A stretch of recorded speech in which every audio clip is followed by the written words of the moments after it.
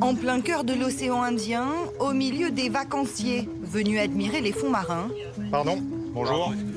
L'adjudant de fer tente de se frayer un chemin pour rejoindre son intercepteur. Pardon, bonjour.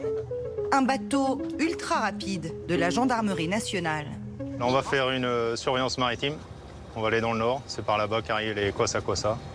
Les kwassa-kwassa, ce sont ces petits bateaux de pêcheurs utilisés par les passeurs pour acheminer les migrants à Mayotte.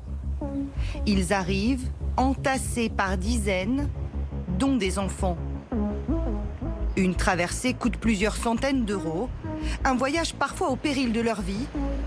Les autorités françaises repêchent régulièrement des corps de migrants dont l'embarcation a chaviré.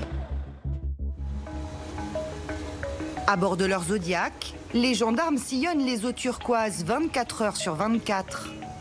Depuis le début de l'année, ils ont intercepté 250 embarcations clandestines. Ils en ont d'ailleurs arraisonné une le matin même, avec 20 migrants à bord.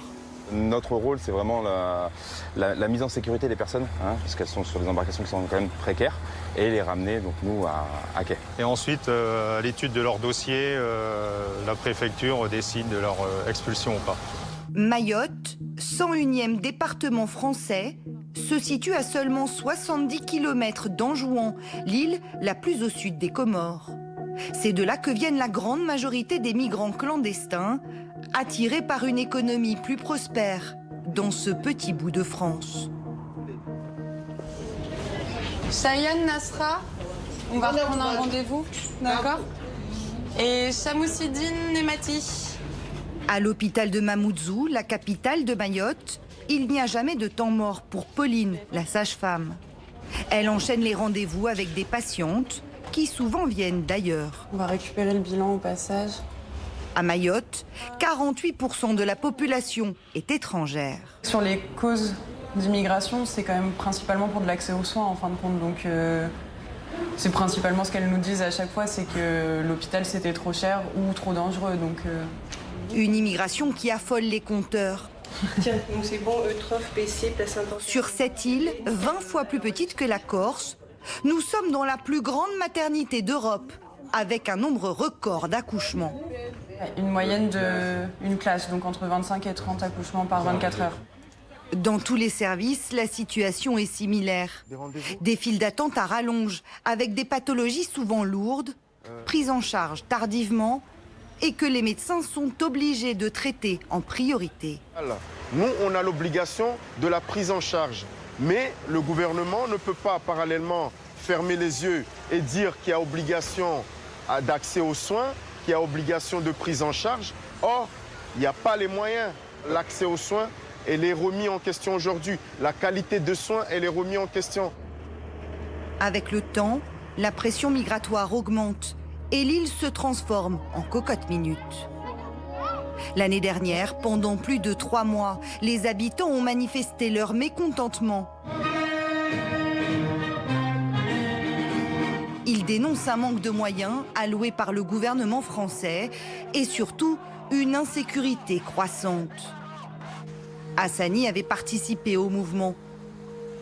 Sur la plage, devant chez lui, les kwassa-kwassa accostent presque tous les jours.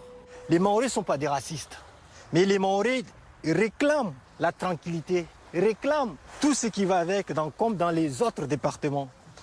Mais vous imaginez le soir, après le boulot, tu n'es pas tranquille chez toi avec tes enfants, tu as peur d'être cambriolé, vandalisé.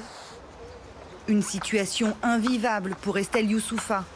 Avec son collectif, elle tente d'alerter le gouvernement sur un système qui, selon elle, entretient cette pression migratoire sur les habitants de l'île. Les permis de séjour qui sont livrés à Mayotte sont des permis de séjour territorialisés. Ils fixent les Comoriens à Mayotte. Nous, ici, on ne fait pas partie de l'espace Schengen, on ne fait pas partie de l'espace national. On veut surtout qu'il y ait la solidarité nationale face au poids de l'immigration clandestine et que les papiers qui sont délivrés à Mayotte fonctionnent pour l'ensemble du territoire national pour que ces étrangers qui sont régularisés puissent partir et aller en métropole et à La Réunion.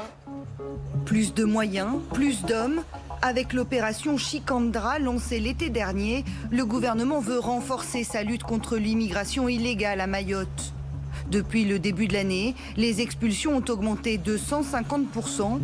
22 000 individus ont été reconduits à la frontière. La plupart retenteront le passage après quelques mois.